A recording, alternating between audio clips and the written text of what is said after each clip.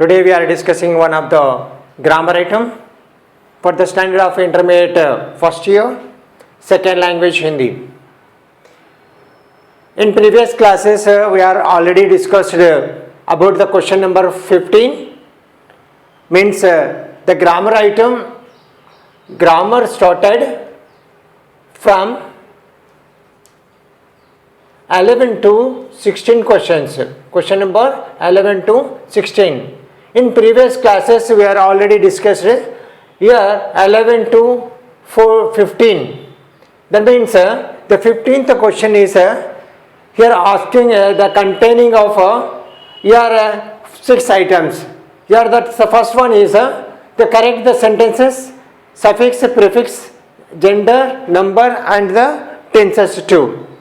Then in previous classes already we are discussed the 4 of the items as per related to the question number 15. That's the correct the sentences, suffix, prefix, gender. Okay. Now today we are discussing about the vachan, means the numbers. What one? Numbers. Right. That means number. What is the number? How many kinds of numbers are there in Hindi language? What are they? In that both the number, the singular, plural. Here singular is both here male and female gender, and the plural also the same in singular and plural. So first of all, we are discussing about what is the definition of the number. So then afterwards, we are explaining about the numbers, both the singular and plural, in male and female gender. As per the exercise we can discuss. Okay, right. मेरे प्रिय छात्रगण, आज शुभोदय. आज इस अंतर में व्याकरण से संबंधित विषय का विश्लेषण किया जा रहा है.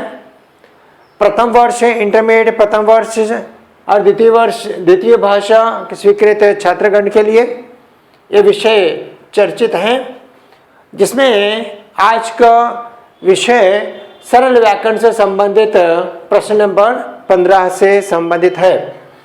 तो व्याकरण जो होता है तो खंड ख के संबंधी प्रश्न 40 अंक के लिए कितने प्रश्न नंबर 11 से 16 तक कुल मिलाकर 6 प्रश्न दिए जाएंगे.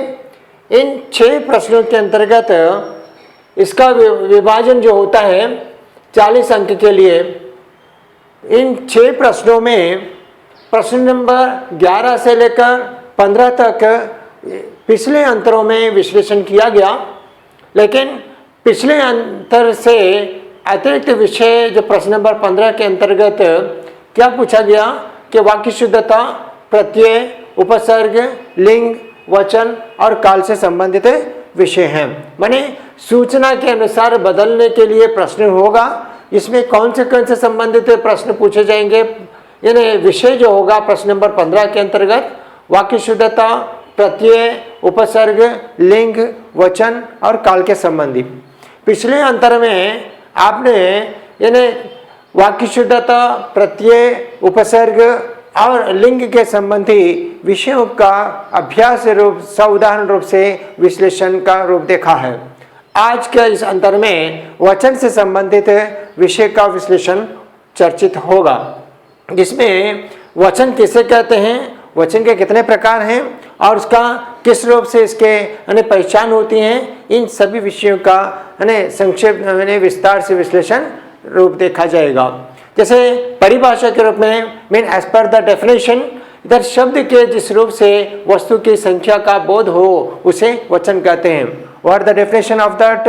The number, the means the which words introduce the numbers in the literature, in the grammar is known as the numbers. Means the Hindi में 2 वचन हैं. Mean as per the Hindi grammar, the numbers are 2 kinds of the 2 type of numbers are there. As per that the ekvachan, the bahuvachan means singular and that plural. As per the same that a language in English, the same in Hindi also, the singular, plural also, singular and plural in the numbers.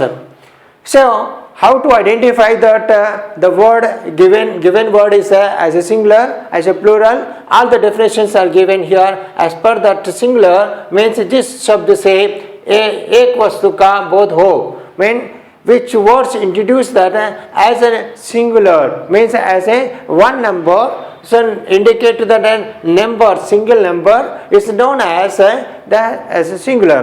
माने यहाँ हिंदी के अंतर्गत singular को एक वचन कहते हैं. एक वचन के अंतर्गत जैसे इसकी परिभाषा देखी गई, तो जिस शब्द से एक वस्तु का बोध हो, जिस शब्द से नहीं, जिस शब्द जो होता है वो लिंग वचन के संबंधी भाषा के अंतर्गत शब्दों का प्रयोग किया जाता है. यानी जिस शब्द से एक वचन का बोध होता है, मने प्रतीत होता है, यानी संख्या को बताता है, उन्हें वो वाला एक वचन कहलाने योग्य है. जिसमें बताया उदाहरण के रूप में लड़का है. लड़का जैसे कि घर, ये मेरा घर है, यानी ये मेरा पुत्र है, यानी मेरा लड़का है. और इसी प्रकार ये बालक छोटा है, बालक, इस तरह से इस वाले शब्द के अंतर्गत बालक जो होता है एक वचन का संकेत है. यह मेरा घर है, मेरा का माने सिंगुलर में होता है. यदि सिंगुलर में mean indicate to the one of the number, your house, your, so noun as a singular. माने लड़का, यह मेरा लड़का है, यह सुंदर लड़का है. इस प्रकार से लड़का जो कहा जाता है वो एक वचन का संकेत करता है. माने जैसे उदाहरण के रूप में मैंने परिभाषा में जैसे बताया, जिस शब्द से एक शब्द का, एक वस्तु का बोध होता है, जैसे वाक्य के अंतर्गत लड़का, ये लड़का एक शब्द का बोध करता है, एक वस्तु के जैसा संकेत करता है. इसीलिए ऐसे वाले उदाहरण जो होते हैं वो एक वचन के अंतर्गत निर्धारित होते हैं. जैसे ही बहुवचन होता है, जिसका विलोम होता है वो बहुवचन, एक वचन का बहुवचन विलोम ही बहुवचन. जिसमें बताया गया जिस शब्द से एक से अधिक वस्तु, एक वचन में एक वस्तु का संकेत यानी कि बोध होता है तो एक वचन है. एक से अधिक वस्तु का संकेत है, बोध होता है तो उस शब्द को बहुवचन कहते हैं.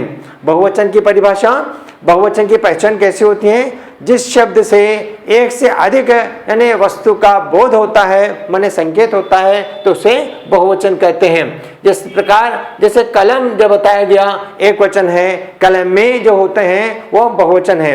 यह मेरा कलम है, ये मेरे कलमे हैं.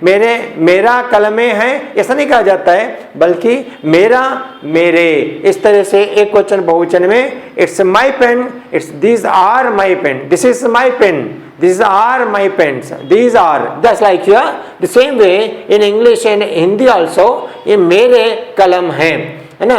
माताएं, यानी ये माता बहुत प्रेम भरी होती हैं, माताएं प्रेम भरी होती हैं. जैसे माता एक वचन में है एज ए सिंगुलर, इधर माताएं जो बहुवचन है माने मदर्स, मदर एंड मदर्स.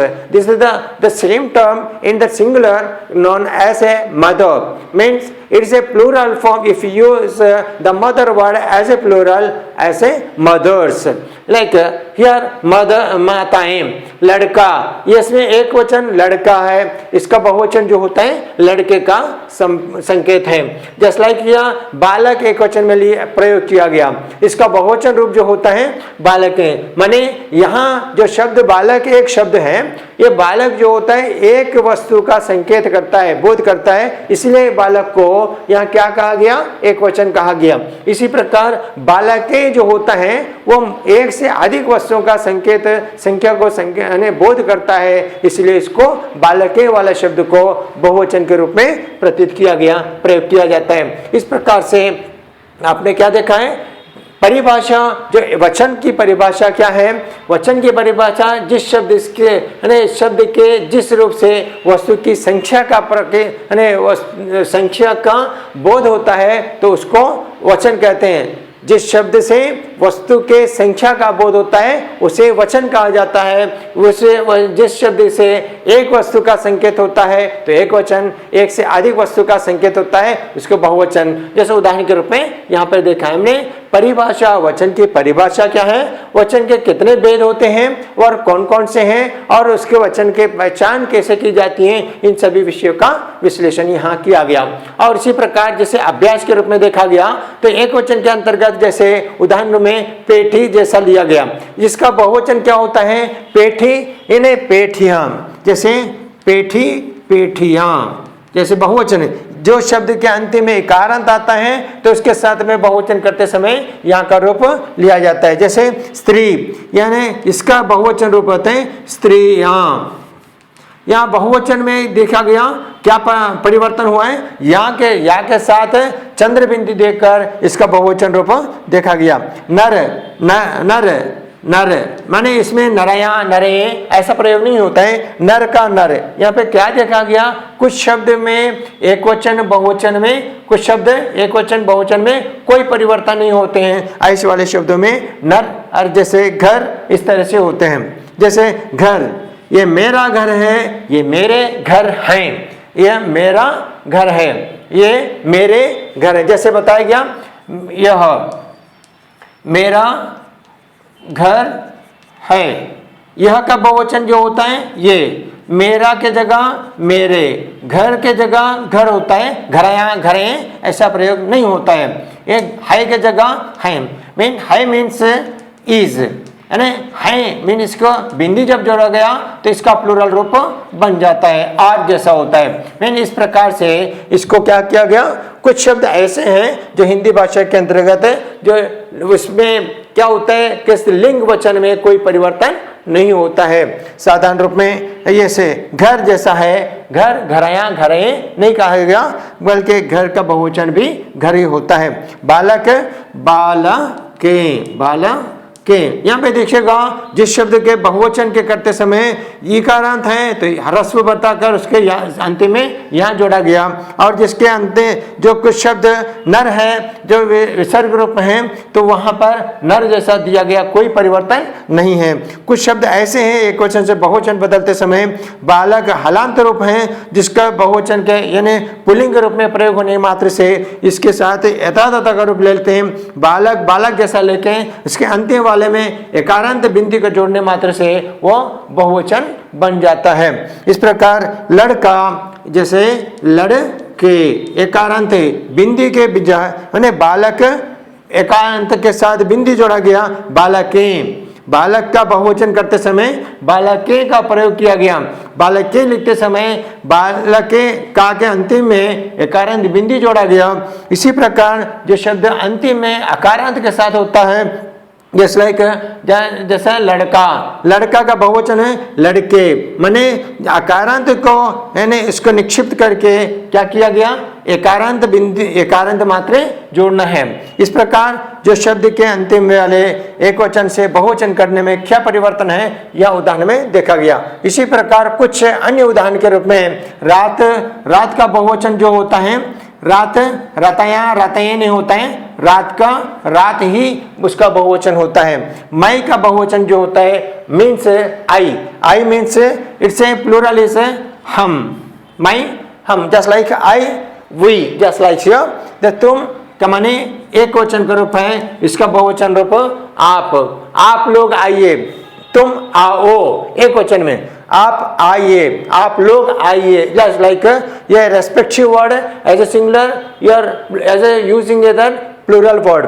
यह का बहुवचन ये, यह means what the mean of यह मीन्स दिस, इससे प्लूरल इज ये मीन्स दीज।